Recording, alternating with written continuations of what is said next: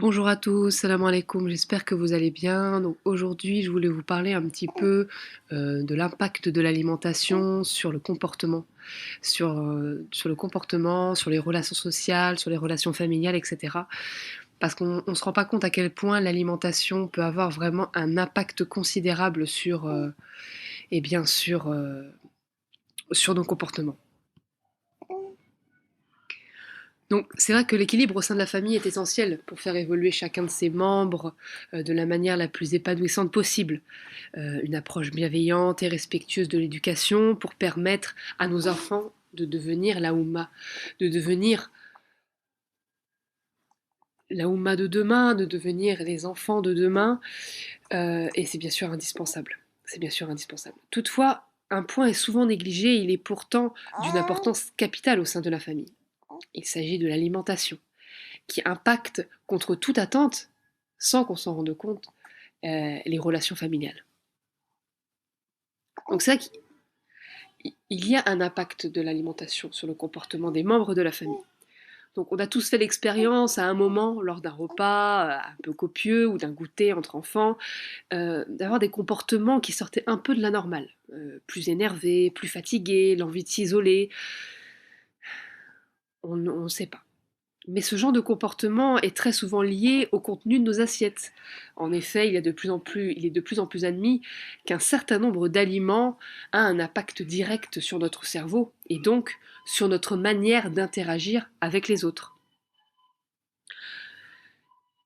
Souvent, l'hyperactivité et l'agitation des enfants sont remarquées dans ces cas-là. Le cerveau de nos enfants, en perpétuel développement, réagit beaucoup aux stimuli et agressions extérieures. Et de nos jours, l'alimentation industrielle use et abuse d'un certain nombre de substances qui ont la particularité de surstimuler le cerveau de nos enfants.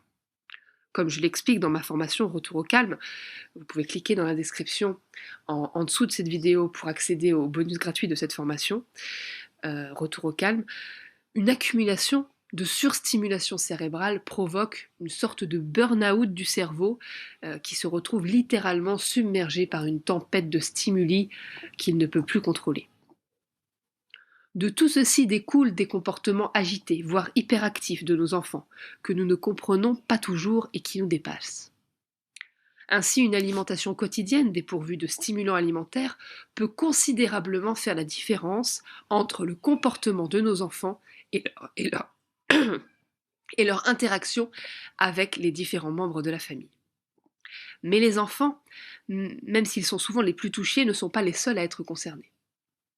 Parlons à présent de l'irritabilité des parents. Les parents ne sont pas en reste quand on parle d'impact de l'alimentation.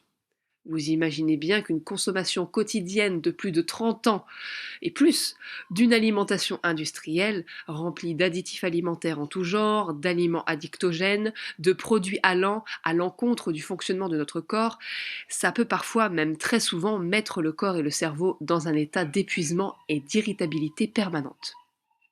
Évidemment, le manque de patience, l'énervement facile, l'irritabilité à la moindre bêtise, toutes ces réactions sont bien sûr multifactorielles et sont bien souvent en rapport avec l'agitation parfois excessive de nos enfants. Tiens, on y revient. Faites le test chez vous, sur une journée ou une semaine par exemple. Enlevez de votre alimentation tout ce qui est industriel, surtransformé, gluten, sucre blanc et produits laitiers industriels de vache et privilégiez les légumes, les fruits, les oléagineux, noix, amandes, et les corps gras naturels, avocats, olives. Vous verrez très certainement une différence dans votre manière d'appréhender les événements de la journée, dans votre clarté d'esprit et votre patience envers les autres membres de votre famille. Une nouvelle expérience à vivre. Parlons également du déséquilibre que l'alimentation peut créer au sein du couple. Osons parler du rapport entre couple et alimentation, car oui, il y en a un, bien évidemment. Selon les personnes, une alimentation industrielle et surtransformée sur le long terme peut avoir un impact considérable sur les relations intimes au sein d'un couple. Baisse de la libido chez la femme, problème d'érection et ou d'éjaculation précoce pour les hommes, et au contraire désir sexuel disproportionné, l'équilibre conjugal est touché. Comment expliquer ce phénomène? Il y a un taux tellement important d'encrassement de nos corps que ces derniers doivent fournir des efforts énormes pour fonctionner correctement.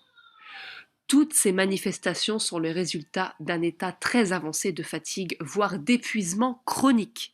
Car oui, nourrir son corps d'aliments complètement inadaptés au fonctionnement de l'organisme, cela crée des déséquilibres importants. Donc il n'y a pas que sur les comportements que l'alimentation a un impact, il y a également sur la santé de la famille. Nous avons commencé à le voir avec le couple, mais ceci est valable pour tous les membres de la famille et à tout moment de l'année. Des enfants très souvent malades, des allers-retours répétés chez le médecin, les traitements antibiotiques récurrents, l'enchaînement des angines, bronchites, toux grasses, toux sèches et j'en passe. De nos jours, quand on a des enfants en bas âge ou très jeunes, moins de 7 ans, on ne compte plus les consultations médicales. Mais au lieu de vouloir camoufler les symptômes par des médicaments parfois dangereux à la longue, ne serait-il pas plus logique de chercher à comprendre pourquoi nos enfants tombent malades tout le temps? Et si ce n'était pas une fatalité due à leur jeune âge, mais bien justement un de leurs petits, mais bien justement un signal d'alerte de leur petit corps qui demande juste à ce qu'on écoute et qu'on adapte et qu'on s'adapte à ses besoins. Et si c'était juste ça, cela vaudrait peut-être le coup d'essayer, non? Et je ne parle pas de toutes les maladies dites graves ou de civilisation qui touchent de plus en plus tôt nos enfants.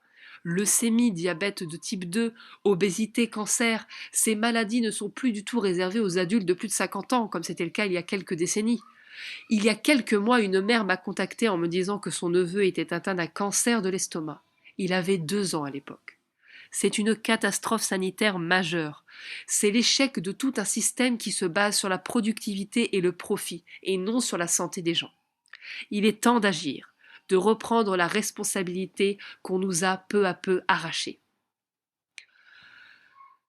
En ayant conscience de cette responsabilité et de l'importance de l'alimentation et du mode de vie sur la santé de nos enfants, les améliorations ne pourront être que visibles et positives. Épuisement ou fatigue chronique des parents. Vous l'aurez bien compris, l'affaiblissement des corps ne concerne pas que nos enfants. Il touche également de manière accrue les adultes et bien sûr les parents. Combien de femmes j'ai suivies en accompagnement personnalisé qui ont toutes le même profil d'épuisé chronique. Des mères épuisées par le comportement de leur enfant souvent très agité, mais pas seulement. Une alimentation et un mode de vie rempli de stimulants en tout genre pour tenir, car on n'a pas le choix. Une sursollicitation du système immunitaire et adaptatif au quotidien ne peut mener que vers un état d'épuisement de l'ensemble de l'organisme. Il s'agit d'agir au plus vite sur les aspects de notre vie où on en a la possibilité. Faire le choix d'une alimentation le plus brute possible, s'éloignant de toute la production industrielle moderne. Faire le choix d'une vie moins stimulante et plus en adéquation avec nos besoins les plus physiologiques. Renforcer son corps pour être capable de faire face aux agressions extérieures et intérieures sans s'effondrer au premier choc. C'est tout le défi d'un changement alimentaire et de mode de vie. Et bien sûr, il faut y aller étape par étape. On ne se rend pas compte à quel point il est important de cheminer ensemble vers une alimentation plus saine. Quand on prend la décision de changer d'alimentation, il est important d'avoir conscience de l'ampleur de la tâche à accomplir. Y aller progressivement, ne pas tomber dans les extrêmes, sans cesse adapter son alimentation en fonction de ses besoins. Tout ceci est loin d'être évident à mettre en place dans le quotidien d'une famille de plusieurs personnes. Toutefois, avec de la patience et les bons outils, on peut vite observer de très bons résultats plus qu'encourageants. Une expérience de partage en famille, ça, c'est une occasion de tester. Changer d'alimentation en famille a un avantage non négligeable, celui d'avoir un objectif commun, où chaque membre participe à sa réalisation, et ce selon ses capacités. Avoir un but commun au sein d'un même foyer est une source de motivation et d'encouragement précieuse, qui deviendra vite indispensable à certains moments du changement alimentaire. La dynamique de groupe est souvent salvatrice et permet d'avancer malgré les difficultés rencontrées de manière individuelle. De plus, le facteur du partage est une force qui permet à chaque membre de la famille de se sentir soutenu et compris quelle que soit la situation. En tant que membres de la famille, les enfants ont donc un rôle actif dans ce nouveau challenge familial. En effet, à leur niveau et selon leur âge, ils ont la possibilité de participer et d'être acteurs du changement. Par exemple, lorsque les aliments à éviter sont bien connus, les plus grands peuvent participer à la recherche de nouvelles alternatives qui leur font envie, et les plus petits peuvent tout à fait participer à leur élaboration. Tout d'abord avec l'achat de ces nouveaux produits, puis avec la préparation des recettes. Pour un petit aperçu des idées recettes saines et savoureuses, regardez dans la description, vous aurez le lien qui vous permettra d'avoir ce e-book de recettes saines et savoureuses. S'ensuivent toute une découverte de nouveaux goûts et textures devant laquelle les enfants se retrouvent acteurs et responsables.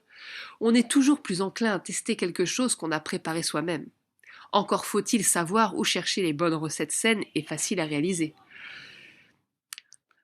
Dans la formation gluten hors not gluten, je vous accompagne dans la compréhension du problème du gluten à la mise en pratique d'une alimentation où il n'a peu à peu plus sa place. Et forcément, qui dit mise en pratique dit recettes. Plus de 50 idées recettes sans gluten ont été répertoriées pour vous faciliter le quotidien dans cette période parfois houleuse de changements alimentaires en famille. Pour en savoir plus sur la formation gluten hors not gluten, je vous invite à aller voir dans la description sous cette vidéo où vous pourrez télécharger le bonus gratuit Mes tout premiers pas vers le sans gluten. Finalement, il n'y a qu'un seul but, un bien-être familial retrouvé. Le but ultime d'un changement alimentaire n'est pas uniquement de manger plus de légumes et moins de pain, bien sûr, mais bien d'acquérir au fil des semaines, des mois, voire des années, des habitudes alimentaires plus saines qui permettront à l'ensemble des membres de la famille d'avoir une meilleure santé, dans un cadre de vie plus apaisé et serein. Voilà, j'espère que ce podcast vous aura plu, que ce thème me tient extrêmement à cœur, j'espère que ça vous aura plu. N'hésitez pas à aller faire un tour en description sous cette vidéo pour voir tous les bonus auxquels vous avez le droit et les produits que je recommande également. Également, je vous invite à vous abonner à cette chaîne, à liker cette vidéo pour qu'elle ait plus de visibilité. Et je vous dis à très bientôt pour un nouveau podcast.